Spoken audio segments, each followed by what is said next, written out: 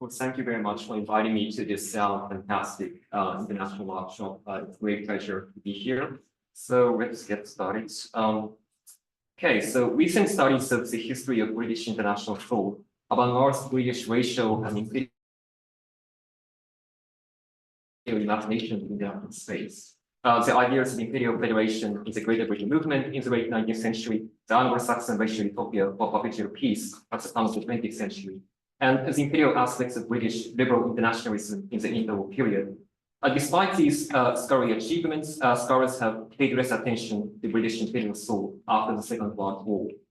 Accordingly, this paper sheds new light the historiographical question by focusing on Arnold J. Toynbee's argument on the Commonwealth's primary theories, enabling us to better understand the historical development of the visions of British Empire in British international thought against the background of the global Cold War.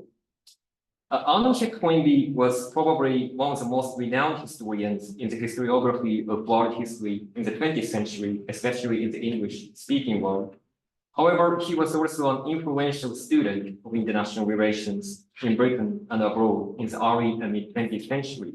Indeed, from 1925 to 1954, he officially served as Director of Studies and played a significant role at Chatham House, which was seen as a prominent think tank on world affairs in London, still exists today, and yet where liberal internationalist and imperialist ideologies widely prevailed. This research provides a new interpretation of Toynbee's international thought under decolonization and the early Cold War by rereading published books, books and articles combined with untapped primary sources such as unpublished papers and lecture transcripts. I demonstrate, although denouncing Western imperialism based upon his concept of world history, Toynbee also employed world history to propose the liberal transformation of the Commonwealth, which could forge coexistence among different civilizations and could thus prevent the penetration of the Soviet communist influence in the South World. Okay, so moving to section 1.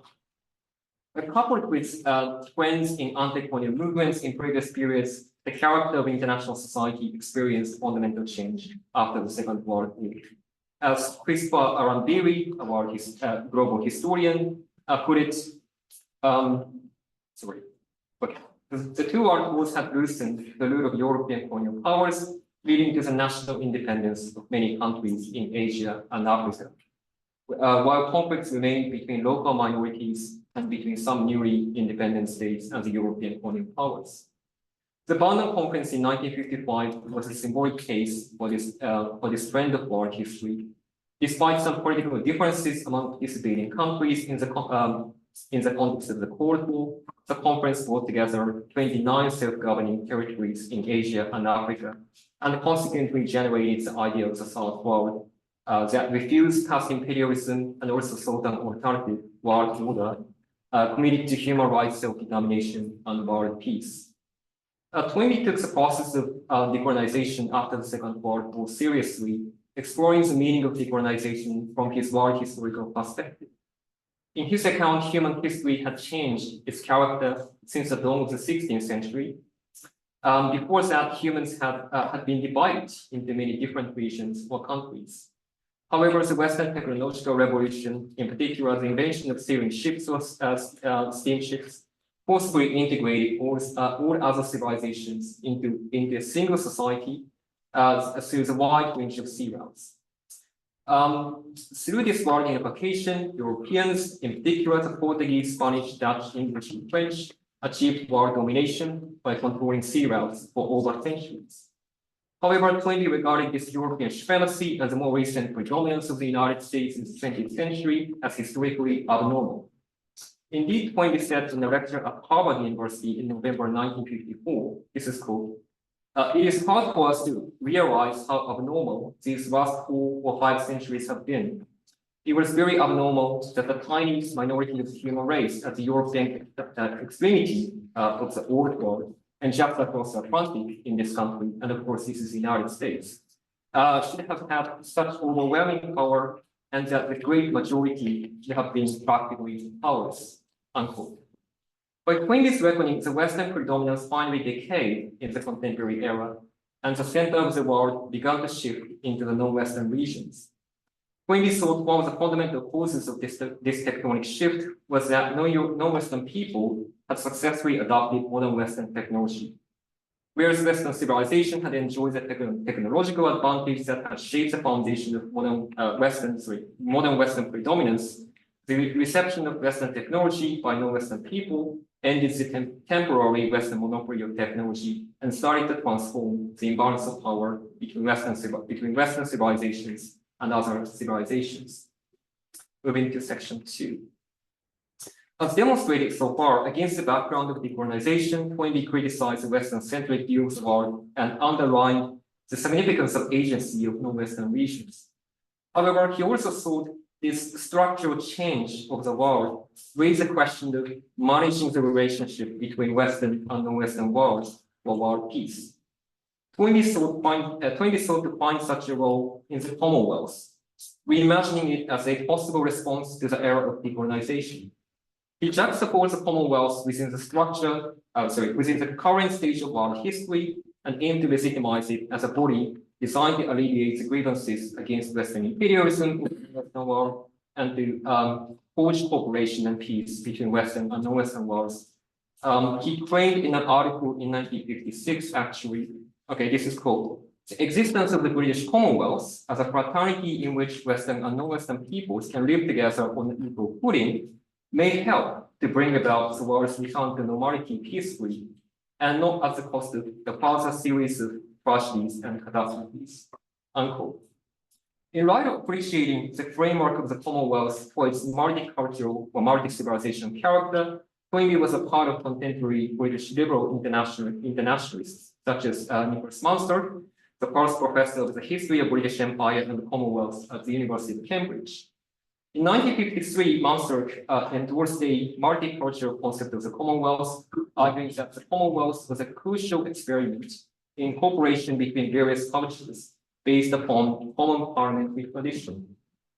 However, in contrast to the British liberal internationalists, some members of younger generations did not share this liberal belief that the Commonwealth could take a critical role in post-war world politics. For instance, Martin White, a central figure of the early English School of International Relations, doubted whether the Commonwealth was a practical framework to bring stability and peace in international society.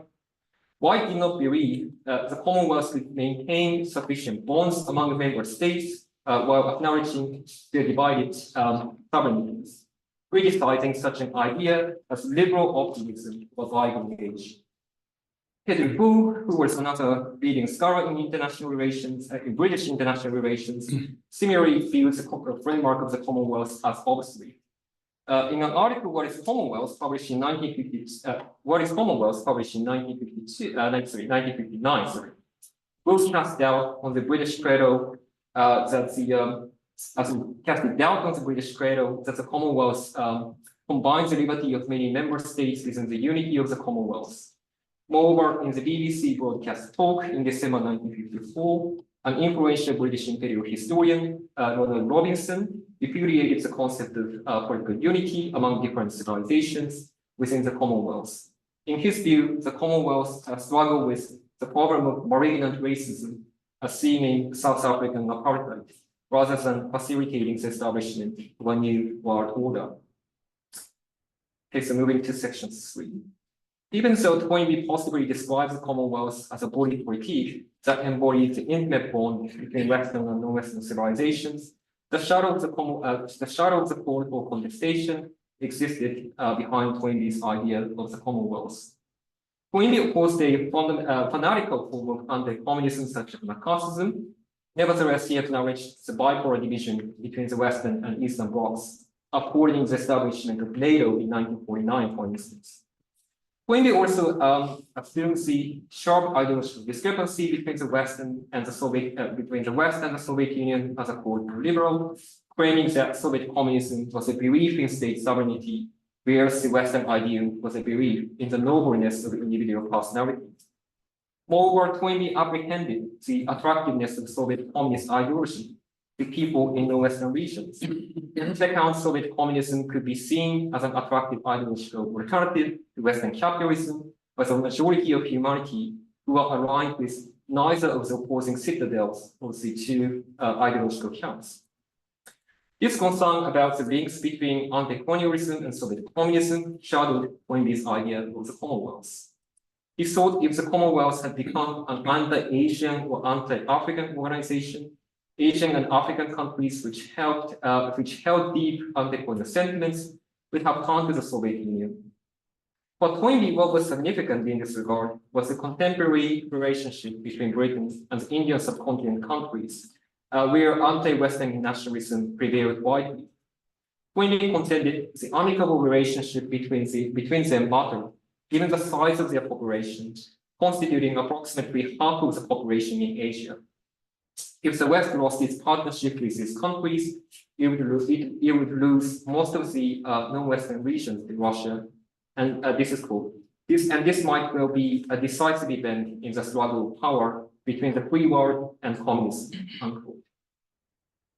In conclusion, I argue the outcome of this research offers new insight into the history of British international thought by showing the evolution and impacts of British liberal internationalist discourse on the British Empire, primarily in the 1950s.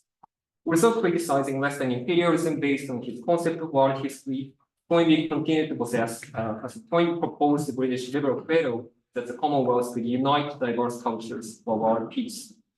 On the other hand, the opposing views of some of Toynbee's contemporaries indicated that the British liberal internationalist belief began to be seriously questioned within the tradition of British international thought in the mid-20th century. Okay, so I'll stop here. Thank you very much. Thank you.